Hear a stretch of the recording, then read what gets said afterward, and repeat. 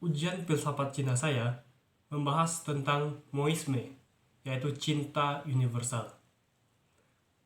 Siapa penggagas dari cinta universal? Yaitu Mozi.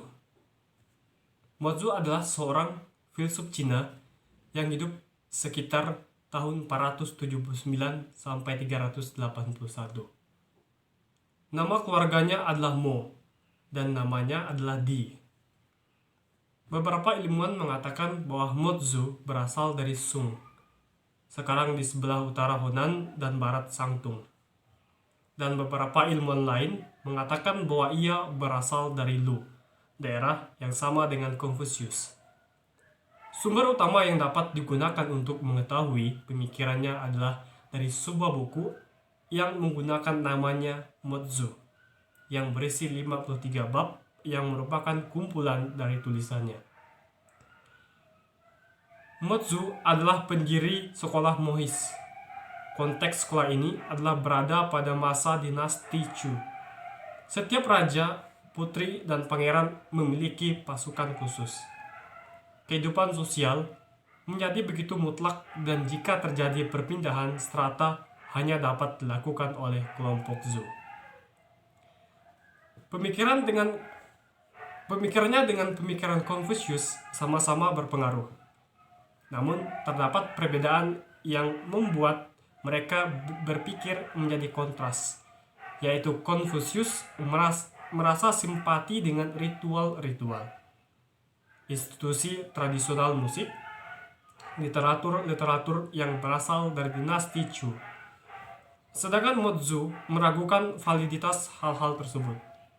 Konfusius adalah seorang saudara, sedangkan Mozi adalah seorang pengkhotbah militan.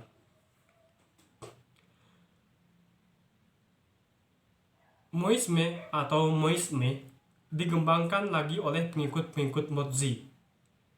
Meski aliran ini tidak bertahan melewati dinasti Qin Moisme, Moisme dipandang sebagai lawan utama Konfusianisme di periode 100 aliran pemikirannya.